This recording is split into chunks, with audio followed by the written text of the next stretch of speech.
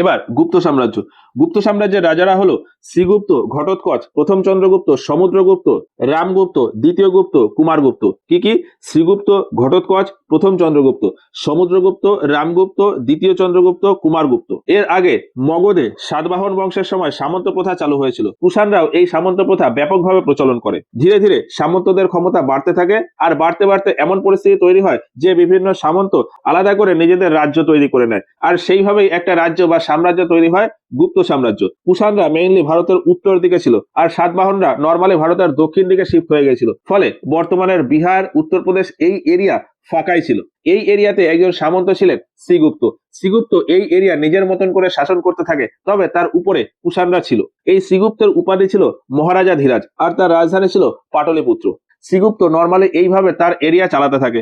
এরপর এই এরিয়ার শাসনে আসে ঘটোৎকচ। ঘটোৎকচ শ্রীগুপ্তের পুত্র, তিনিও সামন্ত হিসেবে এই এলাকা শাসন করেন। এরপর ঘটোৎকচের পুত্র প্রথম চন্দ্রগুপ্ত ওই এরিয়াকে একটা স্বাধীন রাজ্য বলে ঘোষণা করে এবং সেখানে নিজের বংশের প্রতিষ্ঠা করে গুপ্ত বংশ। এই জন্য গুপ্ত বংশের প্রকৃত প্রতিষ্ঠাতা বলা হয় প্রথম চন্দ্রগুপ্তকে। আর এই সময়টা 320 খ্রিস্টাব্দ। তো গুপ্ত সাম্রাজ্যের প্রতিষ্ঠা করেছিল শ্রীগুপ্ত, কিন্তু অ্যাকচুয়ালি 320 খ্রিস্টাব্দে গুপ্ত সাম্রাজ্যের প্রতিষ্ঠা হয় প্রথম চন্দ্রগুপ্তের দ্বারা। তার স্ত্রীর নাম হলো কুমার দেবী। তিনি ছিলেন বিহারের বৈশালীতে লিচ্ছবি বংশের রাজকন্যা। কুমার দেবীকে বিয়ে করার পর প্রথম চন্দ্রগুপ্ত রাজারানী কয়েন চালু করেছিলেন। তাদের পুত্র হলো সমুদ্রগুপ্ত। সমুদ্রগুপ্ত এই গুপ্ত বংশের সিংহাসনে বসে 335 খ্রিস্টাব্দে। তার শাসনকাল 335 থেকে 380 খ্রিস্টাব্দ। তাকে লিচ্ছবি দৌহিত্র বলা হতো। উত্তর ভারতের টোটাল 9টা রাজ্য আর দক্ষিণ ভারতের টোটাল 12টা রাজ্য তিনি জয় করেছিলেন। উত্তর ভারত জেতার জন্য তিনি প্রয়োগ করেছিলেন অসুর বিজয় নীতি, আর দক্ষিণ ভারতের জন্য সাম্রাজ্যবাদ নীতি। উত্তরে অসুর বিজয় নীতি, দক্ষিণে সাম্রাজ্যবাদ নীতি। ইতিহাসবিদ ভিনসেন্ট স্মিথ সমুদ্রগুপ্তকে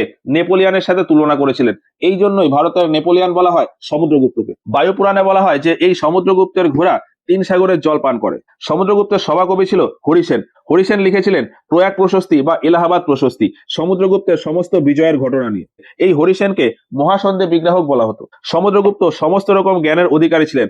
কবিতা লিখতে তিনি পছন্দ করতেন, এই জন্য তাকে কবিরাজ বলা হতো। তিনি সঙ্গীতেও খুব পারদর্শী ছিলেন, এই জন্য বিভিন্ন মুদ্রাতে সমুদ্রগুপ্তকে বীণা বাজানো অবস্থায় দেখা যায়। তিনি ময়ূরশৈলী মুদ্রা চালু করেছিলেন। সমুদ্রগুপ্তের সময় সিংহল বা শ্রীলঙ্কা থেকে একজন দূত এসেছিলেন মেঘবর্মন বোধগয়াতে একটা মঠ নির্মাণ করার জন্য। এছাড়া সমুদ্রগুপ্ত সিংহাসনে বসার পরপরই গুপ্তাব্দ চালু করেছিলেন। কনিষ্ক যেমন কুষাণ ক্যালেন্ডার বা শকাব্দ চালু করেছিল, সমুদ্রগুপ্ত গুপ্তাব্দ চালু করেছিল। সমুদ্রগুপ্তের দুজন পুত্র, রামগুপ্ত আর দ্বিতীয় চন্দ্রগুপ্ত। রামগুপ্তর বিয়ে হয়েছিল দেবীর সাথে। পরবর্তীকালে বিশাখ দত্তের লেখা একটা পুস্তক ছিল দেবী চন্দ্রগুপ্তম। এই পুস্তকটা দ্বিতীয় চন্দ্রগুপ্ত আর দেবীর ভেতর একটা সম্পর্ক নিয়ে লেখা। বলা হয় সমুদ্রগুপ্তের পরে এই গুপ্ত বংশের সিংহাসনে বসেছিলেন রামগুপ্ত। অল্প কিছুদিনের ভেতর দ্বিতীয় চন্দ্রগুপ্ত রামগুপ্তকে হত্যা করে এই গুপ্ত বংশের সিংহাসনে বসে। আর এই সময়টা 380 খ্রিস্টাব্দ। সেই হিসাবে দ্বিতীয় চন্দ্রগুপ্তের শাসনকাল 380 থেকে 413 খ্রিস্টাব্দ। দ্বিতীয় চন্দ্রগুপ্তের সময় ভারতে যত কুষাণ আর শকরা ছিল তিনি তাদের সবাইকে হত্যা করে দেন এবং দুটো উপাধি নেন, বিক্রমাদিত্য আর শকারি। এই দ্বিতীয় চন্দ্রগুপ্ত প্রথমে তার রাজধানী রাখে অযোধ্যা, পরে সেটাকে শিফট করে নেয় উজ্জয়িনীতে। তিনি রূপোর মুদ্রা চালু করেছিলেন। এছাড়া ন্যায় বিচার করার জন্য তিনি পাথরের সিংহাসনে বসতেন। এই সময় চীন থেকে একজন পর্যটক এসেছিলেন ফাহিয়েন 399 খ্রিস্টাব্দে। ফাহিয়েন 399 থেকে 414 খ্রিস্টাব্দ পর্যন্ত ভারতে ছিলেন। ফাহিয়েনের লেখা পুস্তক ফোকিউকি। দ্বিতীয় চন্দ্রগুপ্ত হিন্দু ধর্মের বিষ্ণুদেবের উপাসক ছিলেন। এই সময় ভারতে হিন্দু ধর্মের বিশাল পরিমাণে বিস্তার ঘটে। তার রাজসভায় 9 জন খুব বিদ্বান পণ্ডিত ছিলেন, যাদের বলা হতো নবরত্ন। এরা হলো কালিদাস, ধন্বন্তরী, শঙ্কু, ঘটকপর, খপনক, অমর সিংহ, ভারুচি, বেতাল ভট্ট, বরাহমিহির। কি?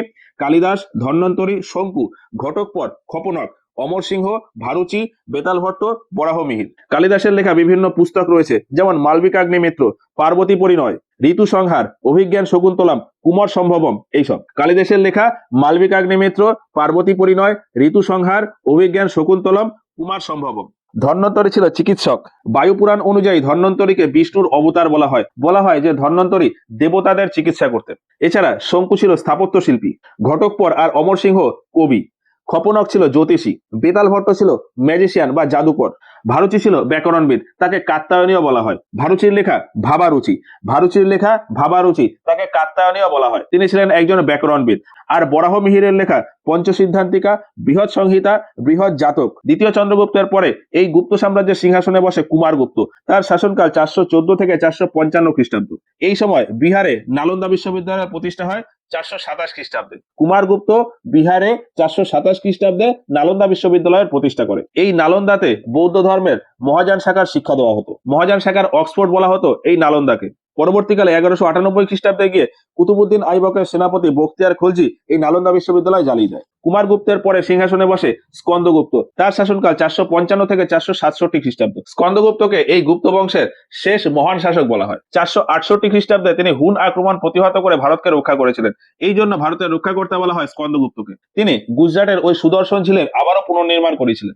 সুদর্শন ঝিল তৈরি করেছিলেন চন্দ্রগুপ্ত মৌর্য। প্রথমবার সংস্কার করেছিলেন অশোক, দ্বিতীয়বার রুদ্রদামন আর তৃতীয়বার স্কন্দগুপ্ত। স্কন্দগুপ্তের পরে আরো অনেক রাজা এই গুপ্ত বংশের সিংহাসনে বসে, যেমন পুরুগুপ্ত, কুমারগুপ্ত দ্বিতীয়, বুদ্ধগুপ্ত, নরসিংহগুপ্ত, কুমারগুপ্ত তৃতীয়, বিনয়গুপ্ত, ভানুগুপ্ত, বিষ্ণুগুপ্ত। ভানুগুপ্তের একটা অভিলেখ রয়েছে, এরান অভিলেখ। এই এরান অভিলেখে সতী প্রথার চর্চা পাওয়া যায়। ধরা হয় এই গুপ্ত বংশের শেষ রাজা ছিল বিষ্ণুগুপ্ত, আর এই গুপ্ত বংশ শেষ করে দেয় হুন বা মালিকসরা। এই গুপ্ত বংশের সময় মহারাষ্ট্রে অজন্তা গুহার নির্মাণ হয়েছিল, মধ্যপ্রদেশে বাঘ গুহার নির্মাণ হয়েছিল, আর আফগানিস্তানে বামিয়ান মূর্তি তৈরি হয়েছিল। গুপ্ত সাম্রাজ্যের সময় রাজস্ব আদায় হতো ট্যাক্সের মাধ্যমে। এই ট্যাক্স বা কর তোলার দায়িত্বে থাকতো কুমার আমাত্য। এই গুপ্ত বংশের সময় গুরুত্বপূর্ণ কিছু পুস্তকের রচনা হয়, যেমন শূদ্রকের লেখা মৃচ্ছকটিকম, বিশক দত্তের লেখা মুদ্রা রাক্ষস আর দেবী চন্দ্রগুপ্তম, বিষ্ণু শর্মার পঞ্চতন্ত্র আর হিতোপদেশ, আর্যভট্টের সূর্য সিদ্ধান্তিকা, বরাহ মিহিরের পঞ্চ সিদ্ধান্তিকা আর বৃহৎ সংহিতা, অমর সিংহের লেখা শব্দকোষ বা অভিধান, শূদ্রকের মৃচ্ছকটিকাম, বিশাখ দত্তের মুদ্রা রাক্ষস আর দেবী চন্দ্রগুপ্তম, বিষ্ণু শর্মার পঞ্চতন্ত্র হিতোপদেশ, আর্যভট্টের সূর্য সিদ্ধান্ত, বরাহ মিহিরের পঞ্চ সিদ্ধান্তিকা, বৃহৎ সংহিতা, বৃহৎ জাতক, অমর সিংহের শব্দকোষ বা অভিধান। এই গুপ্ত সাম্রাজ্যের সময় ভারতের শ্রেষ্ঠ গণিত শাস্ত্রবিদ বা জ্যোতির্বিদ ছিলেন আর্যভট্ট।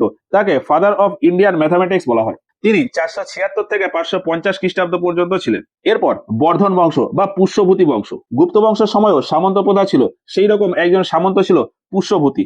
পুষ্যভূতি চালু করেছিলেন পুষ্যভূতি বংশ, তবে তিনি নর্মাল একজন সামন্ত হিসাবেই শাসন করতেন। তারপর তার ছেলে প্রভাকর বর্ধন। প্রভাকর বর্ধন এই এরিয়া স্বাধীন করে নেয় এবং বর্ধন বংশ বা পুষ্যভূতি বংশের প্রতিষ্ঠা করে। তো এই বর্ধন বংশের রাজারা হলো পুষ্যভূতি বর্ধন, প্রভাকর বর্ধন আর হর্ষবর্ধন। প্রভাকর বর্ধনের 3 জন সন্তান ছিল, রাজবর্ধন, হর্ষবর্ধন আর রাজশ্রী। এর ভেতর হর্ষবর্ধনের জন্ম হয় 590 খ্রিস্টাব্দে।